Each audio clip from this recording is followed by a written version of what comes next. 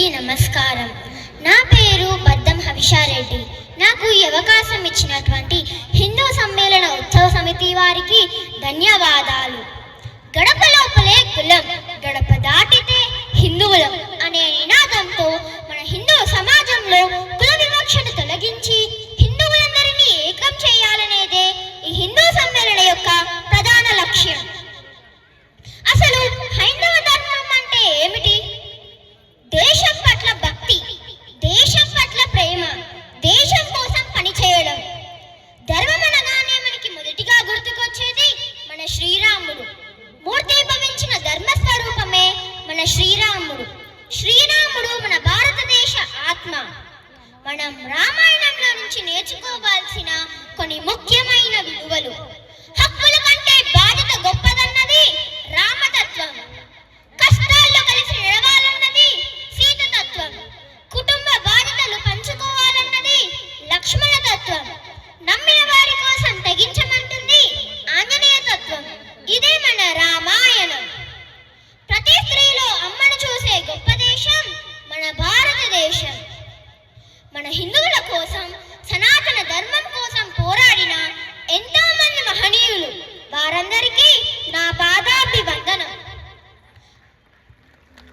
వారిలో మనం ఈరోజు కొందరినైనా గుర్తు చేసుకుందాం.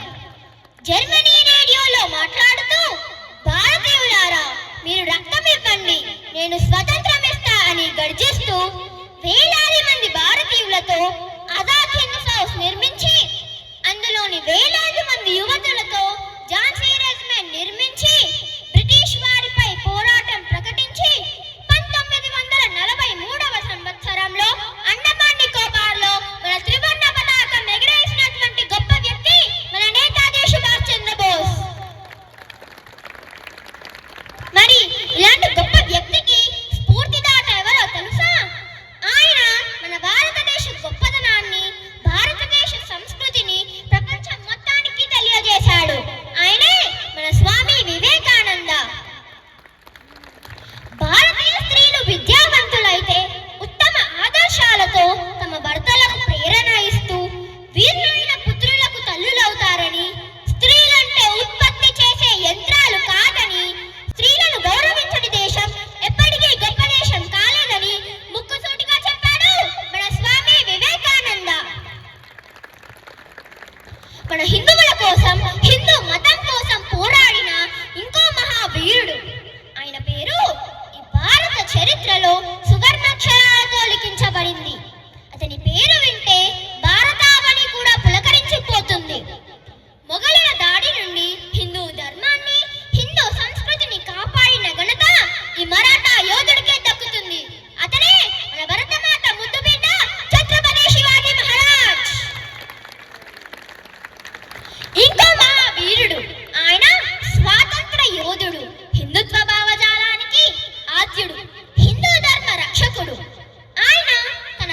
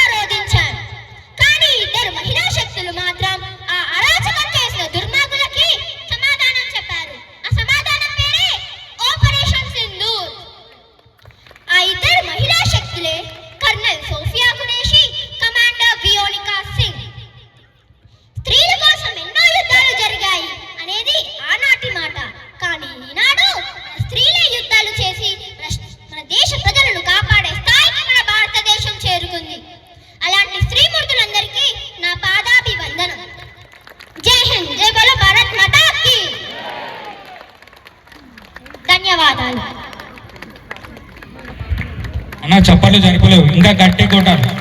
భారత్ మాతా కీ.